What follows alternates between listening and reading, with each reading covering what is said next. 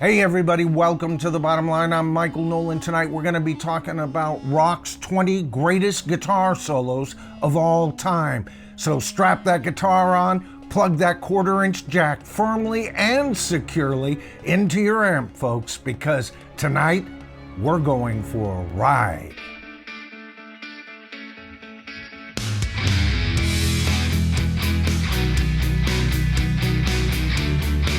All right, so first of all, I want to make it clear, it is damn near impossible to make a list of 20 of the greatest guitar solos in rock to begin with. You know, I can think of at least 200 solos that I've heard that could very well wind up on this list, but I'm stuck with the number 20 and I'm gonna stick with it. Now, I also want to make it clear that my list will be based on a few criteria. As always, first of all, guitar vocabulary. That's not just riffability, folks. This is what the guitarist does with the notes that every other guitarist in the universe knows. Second of all, legacy will count, but it is not a priority. Along with speed and dexterity, along with an organic approach, all fits in to how I chose these particular guitar solos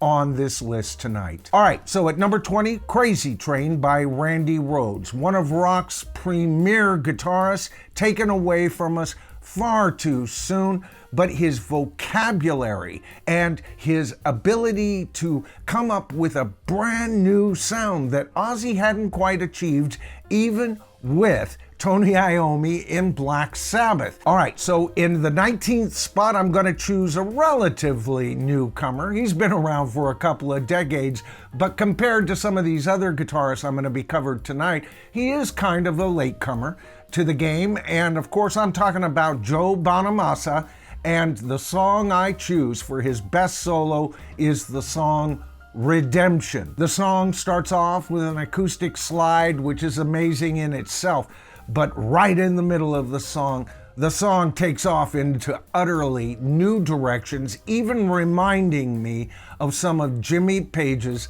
very best work. You know, Joe has to be one of the very best guitarists currently touring actively in the world these days. If you have not heard this guy, do yourself a favor. All right, so at number 18, I chose this guitarist and this song primarily because of his organic approach. When this song came out, I just couldn't believe the sound I was hearing. And of course, I'm talking about Mark Knopfler and the Sultans of Swing. Now, don't get me wrong, there's great riffability on this song, no doubt, but it's the organic sound that Mark achieves on this record that puts him on this list. All right, that leads us to number 17. At 17, I choose Prince and his solo on his song Purple Rain. Now, to many folks, Prince was nothing more than a pop artist, a great pop artist, a great songwriter,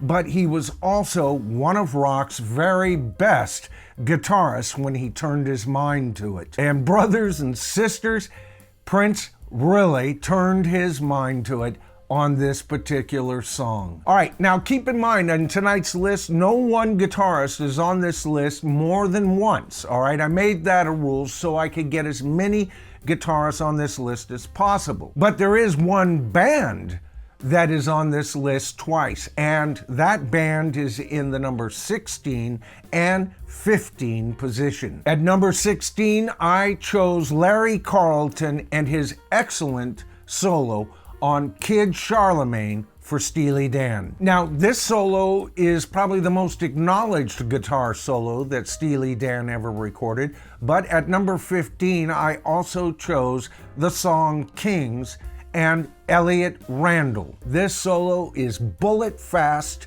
The notes, we talk about vocabulary. My God, he's all over the place. Elliott Randall on the cut, Kings. At number 14, I chose Brian May. Most people would choose Bohemian Rhapsody for his best solo, but I'm going to choose March of the Black Queen. My God, he is everywhere on this recording, and he is as powerful on this recording as anything I've ever heard from Jimmy Page, Jeff Beck, Jimi Hendrix. This man showed himself a world-class player on Queen's second album of all places. At number 13, I choose Cradle Rock by Rory Gallagher, a 6-minute titanic exercise in how to play the guitar. He's not only all over the place on this track, but this is the one track that I would suggest that if you haven't heard of Rory Gallagher, if you haven't listened to his music, listen to Cradle Rock. At number 12, I chose Duane Allman and the song Whipping Post. Now, there could be an argument that Dickie Betts belongs on this list right here next to Duane Allman, but it's Duane's vocabulary that gave him the nod on this recording, one of rock's most powerful pieces. In the number 11 position, not quite making the top 10 for this list, is Jingo by Carlos Santana. Now, I almost chose Smooth for this list, but the more I listened to Jingo, it's the organic approach, once again, that nudged it out.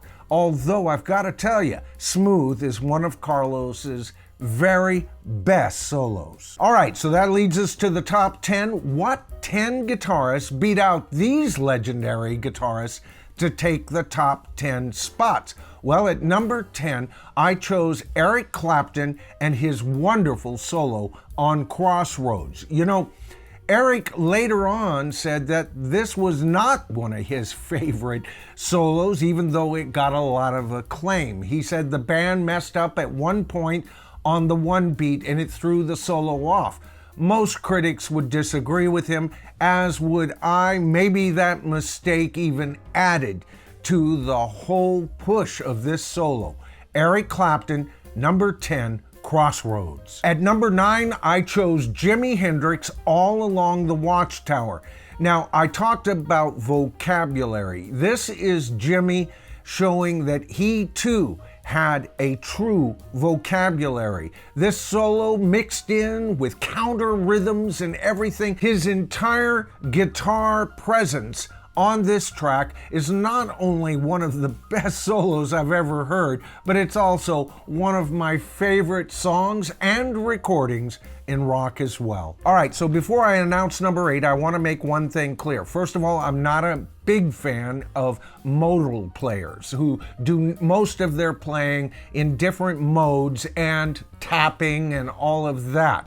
Randy Rhoads has made the list, and at number 8, I'm choosing Eddie Van Halen on the song Eruption. I mean, the power, the presence, everything that Eddie, and I could have chose at least 10 different solos for this list from Eddie, but this is the one that really hits you right in the face. You know this band has so much to offer. At number 7, another guitarist that I could have chosen at least 7 different tracks for this list. It's Richie Blackmore, and I'm choosing Highway Star. Not only is Richie's playing here fantastic, lightning fast vocabulary like you've never heard it, but his interplay between John Lord on this track is absolutely phenomenal. So Richie Blackmore, Highway Star at number 7. At number 6, it's a toss-up on who to give credit for this amazing solo. Of course, I'm talking about Hotel California. It's a solo performed by both Don Felder and one of my favorite guitarists in rock, Joe Walsh. But on this track, I have to give the nod to Don Fingers Felder. And why not? He's the one that originally came up with the music for this song, so he was probably a whole lot more comfortable with the progression and what notes he could choose than Joe Walsh was, although Joe Walsh's playing is absolutely fantastic on this cut. All right, in the number 5 position, I choose Freebird by Alan Collins. Now, a lot of people might be thinking that this is another one of those solos you have to give credit to, 2, maybe even 3 guitarists. but on the original recording, it was Alan Collins who double-tracked this solo. He is the instigator of what you would hear live, what would be covered by more than one guitarist. I mean, the vocabulary is there, obviously, here. The organic feel is there. But you know what? It's the crescendo that this solo builds up to that gets it such a high position on tonight's list. At number 4, I chose the magnificent Terry Kath from Chicago and the song 25 to 6 to 4. You know, Terry was the soul of Chicago. Most of the members concur with that. He had a drive. He had an organic sound, all right? Now think about that. Listen to his solo on this cut, and then think of all of the well-educated musicians that were in Chicago and how well a more structured sound blends in with Terry's sound. When Chicago had Terry, Chicago had a validity that although they would continue to make hits after he passed, they just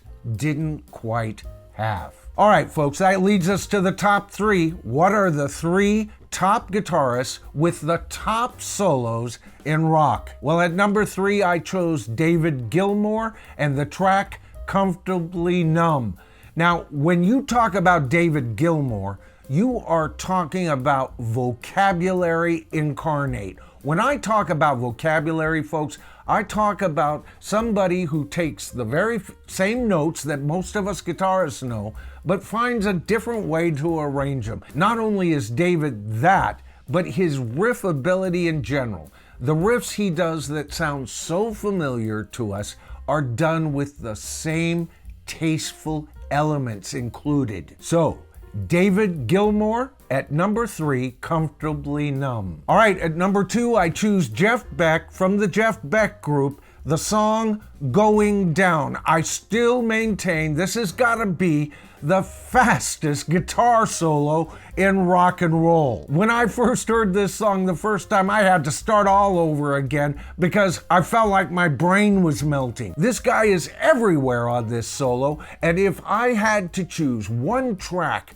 to show somebody just how great of a guitar player Jeff Beck is, this is the track that proves it. All right, so that leads us to the number 1 position. There can only be one, and I have chosen, that's right, Jimmy Page, and the track I've chosen is Stairway to Heaven. Now, in earlier videos, I have mentioned this song, this recording, would be on at least a honorable mention list just for the chordal progression and what Jimmy does in the background. But when he takes over at the last portion of this song and starts to solo, talk about vocabulary incarnate, talk about riffability incarnate. The man works himself into a corner just to prove he can get back out again.